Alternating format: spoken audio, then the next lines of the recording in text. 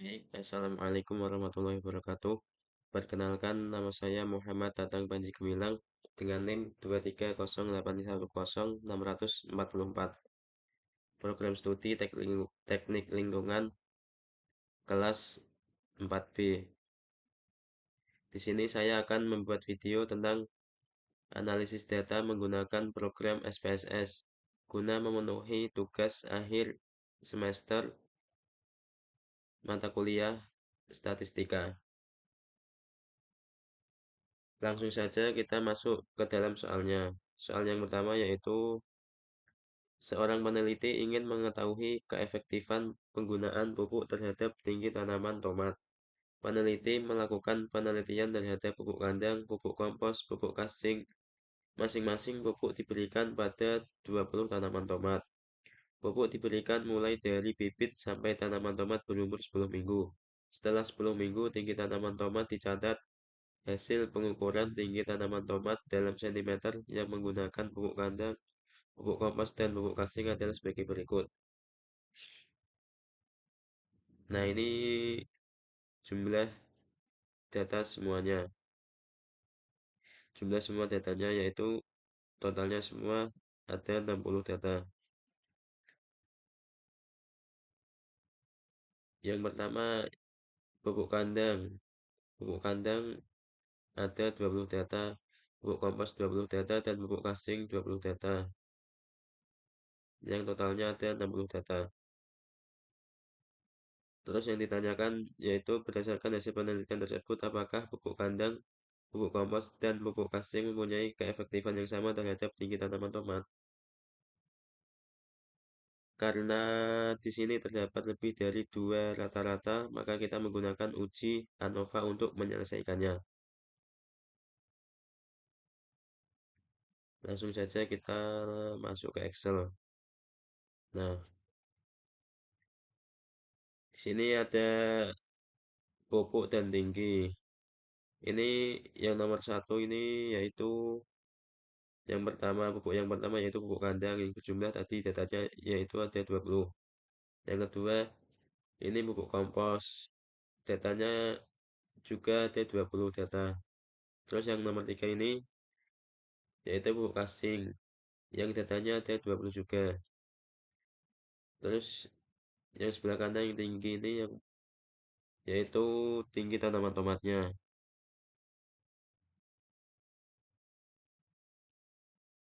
Selanjutnya yaitu langsung saja kita masuk ke SPSS-nya. Kita klik variable view. Terus ini ada nama, kita beri nama X untuk label pupuk dan Y untuk label tinggi. Terus ini desimalnya kita buat 0. Terus kita masuk ke values. Nah ini, nah tadi kan variabel X-nya kan ada 3. Terus ini dimasukkan 3 variabel X-nya tadi. Yang pertama yaitu ada pupuk kandang.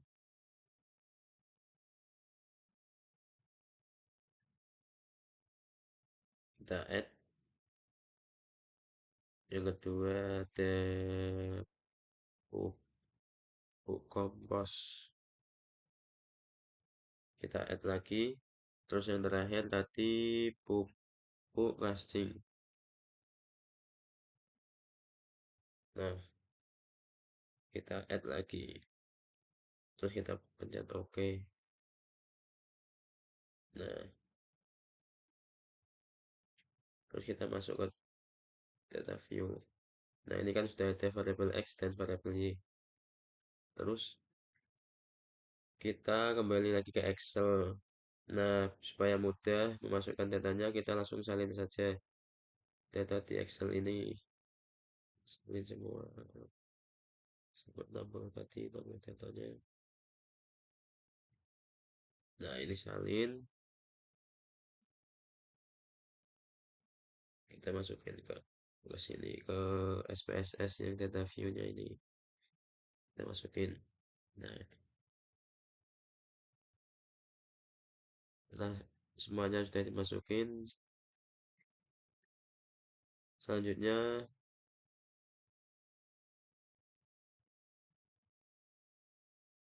kita melakukan uji normalitas dulu sebelum melakukan uji ANOVA, yaitu dengan mengklik analis, terus deskriptif statistik, terus pilih ekspor. Nah, ini yang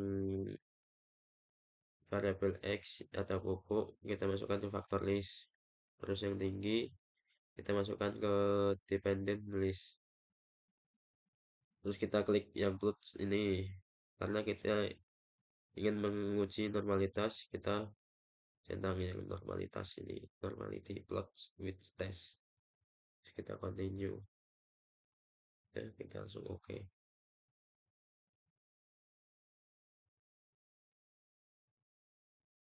Nah, ini sudah keluar output SPSS-nya.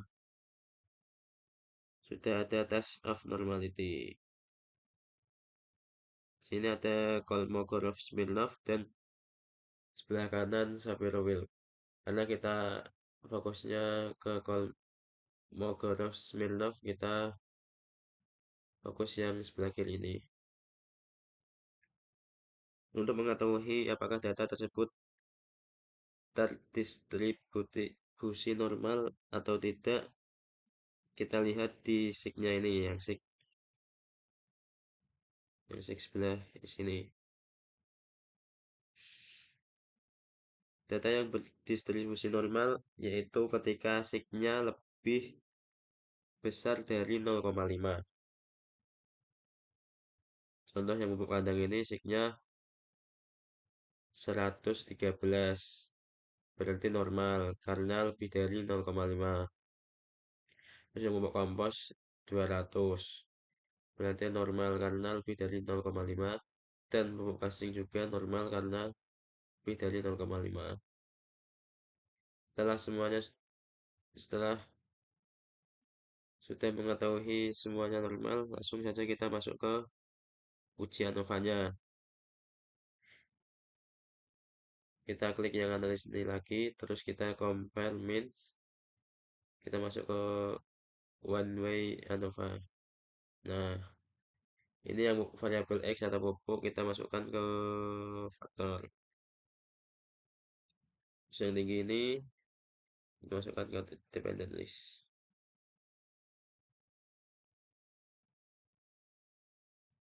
Untuk expand-nya ini kita punya deskriptif, homogeneity, sama mains plot.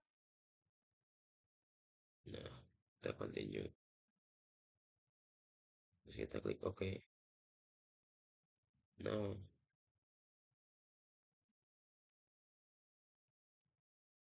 di sini sudah keluar output SPSS-nya. Nah, kita akan menggunakan ujian ANOVA. Nah, yang ini, ujian ANOVA yang ini. Di sini F-tabelnya 2,748.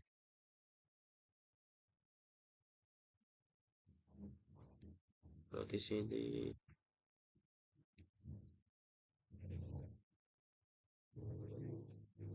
2,75. Nah, kalau di sini sudah dibulatkan. Jadi untuk mengetahui kesimpulan dari ujian ANOVA yaitu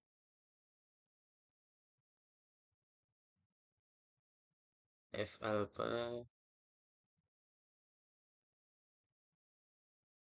dalam kurung K min 1, N NK, yaitu F alpha-nya kan belum diketahui, kita ambil yang 0,05 ini. Terus 2,75 2,57 ini kan 2 berarti yang K ini hasilnya 2 yaitu dari K kurangi 1 K-nya kan ini tadi yang apa yang pupuk tadi K-nya kan ada 3 3 kurangi 1 yaitu 2 2 yang 57 ini N N-nya itu jumlah total datanya tadi 60 kurangi 3 K-nya tadi kan 3 kurangi 3 yaitu jadinya 57 terus jadinya yaitu 2,57 sama dengan 3,16 terus HO ditolak jika F tabel lebih besar dari F albanya atau K kurangi 1 N kurangi K karena F tabelnya lebih kecil dari F alpha yaitu 2,75 lebih kecil dari 3,16 maka HO diterima. Jadi untuk kesimpulan keseluruhannya yaitu jadi berdasarkan penelitian tersebut maka pupuk kandang, pupuk kompos, dan pupuk kascing mempunyai keefektifan yang sama terhadap tinggi tanaman tomat.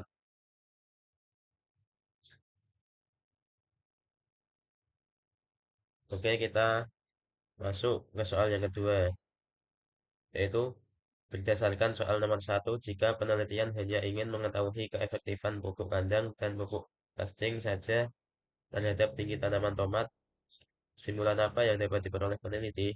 Nah, di sini kita tidak menguji ANOVA lagi, tapi kita menguji dua pihak saja atau independent sample test. Langsung saja kita masuk ke Excel-nya. Nah, sini sudah terdapat dua variabel X. Yang nomor satu ini yaitu pupuk kandang dan nomor dua ini pupuk casting. Terus yang sebelah kanan ini tinggi tanaman tomatnya. Selanjutnya kita langsung ke SPSS-nya. Kita klik variable view, kita beri nama X dengan label pupuk. Terus yang sini Y dengan label ini. Terus ini desimalnya kita nolkan saja karena kita tidak menggunakan desimal. Terus values-nya kita, nah ini kan kita menguji variabel dua variabel saja. Terus kita masukkan saja dua variabel itu. Yang pertama yaitu pupuk kandang. Nah, add yang kedua pupuk plastik. Terus kita add. Nah, oke. Selanjutnya kita klik data view. Nah, di sini kan sudah ada dua variabel. Terus kita kembali lagi ke Excel untuk menyalin ini datanya. Biar mudah kita langsung salin saja ya.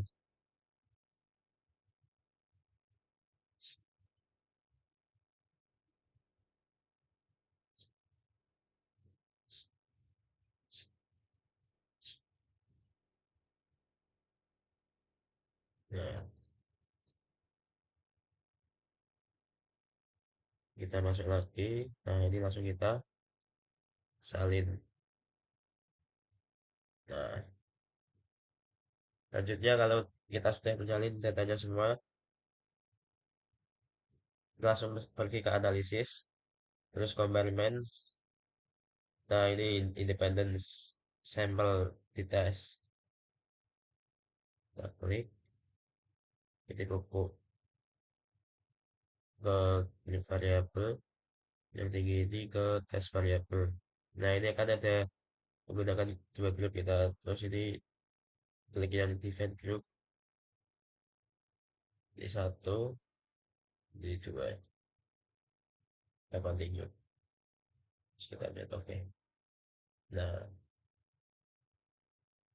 ini sudah muncul output SPSS-nya. Sini terdapat dua output ya. Yang pertama grup statistik, yang kedua independent sample test. Dalam grup statistik ini terdapat N ini datanya. Nah, yang lain-lain dan yang dan seterusnya ini. Terus yang independent sample test. Selanjutnya kita akan mengecek atau mencari tahu apakah perbedaan apakah ada perbedaan keefektifan antara pupuk kandang dan pupuk kastis. Caranya yaitu kita melihat dari tabel independent sample test ini. Untuk nilai signifikan sig ini merupakan hasil dari uji parametrik untuk independent sample pretest, di mana hasil ini diperoleh nilai signifikan sig. Nah, yang ini tapi kita ambil yang sig 2 Thailand. Nah, ambil yang ini,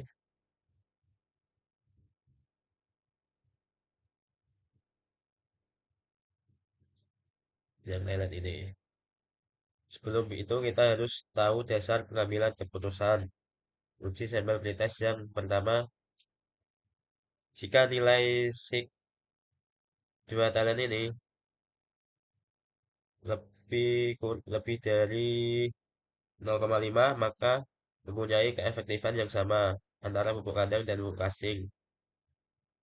Terus sebaliknya, apabila kurang dari 0,5 maka tidak terdapat perbedaan yang signifikan.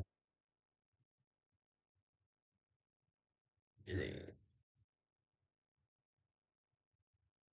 Nah, ini kan kita yang sig yang pertama kan hasilnya 0,065, yaitu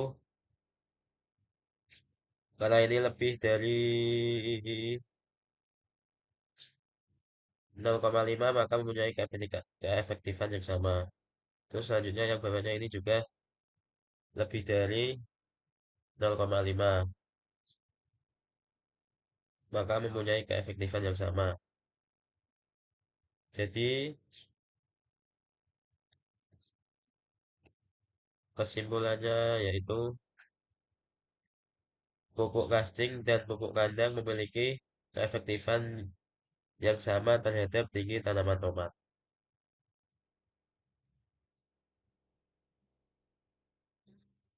Selanjutnya kita masuk ke soal yang ketiga, yaitu seorang peneliti ingin meneliti hubungan antara motivasi kerja dan kepuasan kerja pegawai di suatu perusahaan.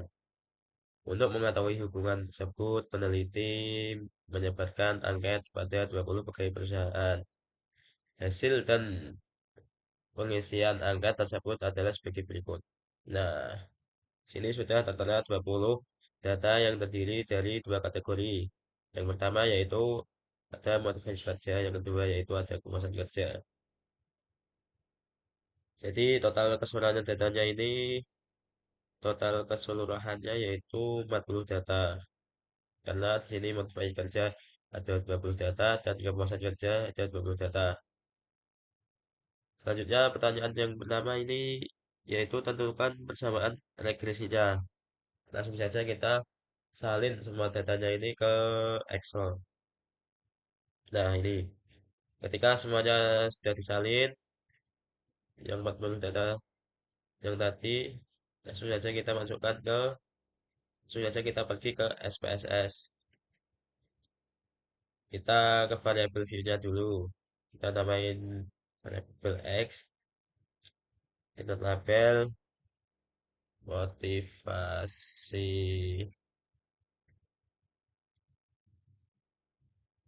kerja. Terus yang kedua yaitu Y dengan label kepuasan kerja.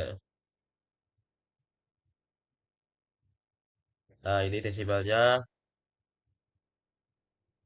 kita nolkan karena kita tidak menggunakan desimal. Nah, selanjutnya kita ke data view. Nah, di sini kan sudah tertera dua variabel, itu variabel X dan variabel Y. Langsung saja kita kembali ke Excel, kita salin semua datanya.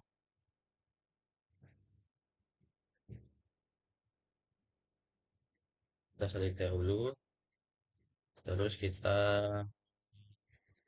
tempelkan ke SPSS, ke data view-nya. Nah, ketika semua sudah salin, masuk ke SPSS. Tadi kan yang pertama itu yang ditanyakan persamaan regresinya. Langsung saja kita klik analisis, terus klik regression, dan masuk ke linear. Nah,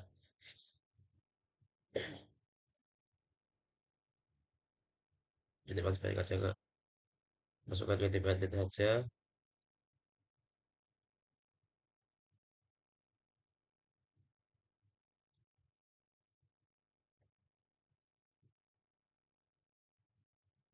proses kerja ke independen.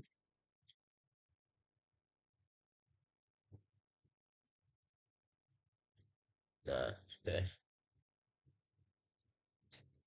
langsung klik OK.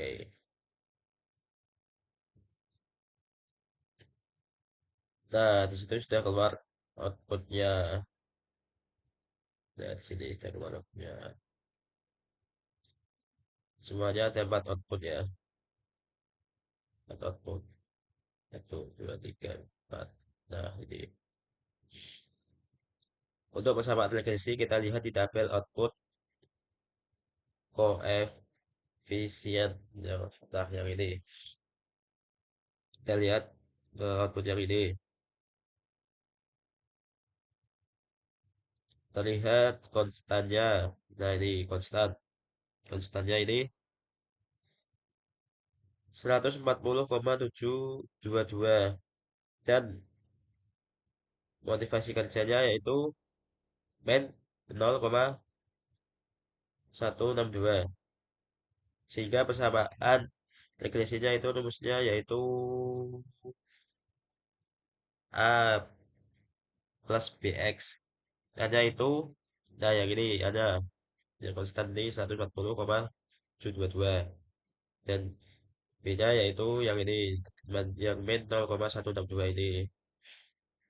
Kemudian selanjutnya kita akan menentukan koefisien koefisien korelasinya, yaitu kita klik yang analisis, kemudian pilih correlate. Nah, kemudian kita klik bivariate. Nah, gini. Kita masukkan sebenarnya ke variabel. Nah, kita klik option. Nah, kita centang yang mean and standard deviation yang ini. Kita klik continue. Kita klik OK. Nah, nah di sini kan sudah muncul tabel outputnya, koefisien korelasinya dapat dilihat di correlation sini, yaitu nol min 0,086. Dapat dikatakan bahwa tidak terdapat hubungan antara variabel X dan motivasi kerja terhadap atau motivasi kerja terhadap variabel Y atau kepuasan kerja. ininya, ambil correlation-nya ini.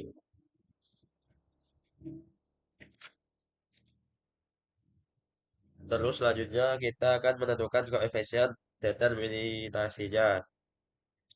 Koefisien determinasi itu karena kita sudah membuat output di awal, maka kita geser saja ke atas. Nah, untuk koefisien determinasi kita pakai yang ini, output yang model summary ini. Dari output tersebut kita diperoleh tersebut diperoleh ini koefisien determinasi atau R square itu 0,007 yang mengandung pengertian bahwa pengaruh variabel bebas atau motivasi kerja terhadap kepuasan kerja adalah sebesar 0,7% dan sisanya dipengaruhi oleh faktor lain. Nah, itu saja.